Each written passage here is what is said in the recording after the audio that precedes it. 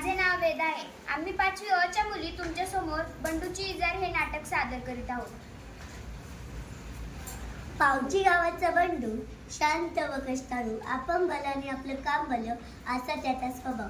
सावळा रंग, चिडचिडीत नाकासमोर चालणारा बंडू. एका वर्षी पीक पाणी बरं झालं. त्यांनी आपल्या कुटुंबासाठी नवीन कपडे आणले व स्वतःसाठी एक इजार शिवली. पुढे अरे इजार जरा लांब, इजार जरा मोठी झाली, चांगली 4 बोट मोठी झाली. अगं ऐकतीस का?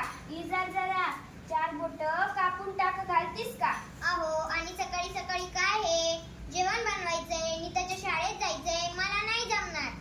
सुबे, अगं सुबे, ऐकतीस का? इजार जरा 4 बोट कापून टाक घालतीस का? नाही दादा, मला केवढा अभ्यास पडलाय. आता कॉलेजची वेळ होईल. तू आईलाच सांगती. आई, अगं आई, ऐकतीस का? इजार जरा 4 बोट कापून टाक घालतीस का? ठेव तिकडे तुझी इजार. इथं वैर कापून कापून माझ्या हाताच्या तुकड्या पडल्यात. आईने इजार एका कोनाड्यात फेकली व बंडू इरमासून शेताकडे गेला. सकाळीच इजार दुरुस्त करायला पाहिजे होती.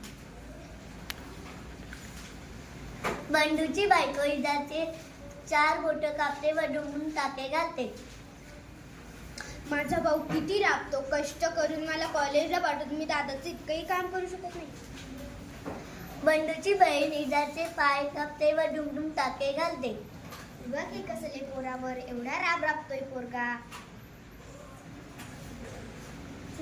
बंडूची आई इजारचे पाय कापते व डुंबडुम टाके घालते. आपलं काम आपणच केलेलं बरं. बंडू इजारचे 4 बोट कापते व डुंबडुम टाके घालते.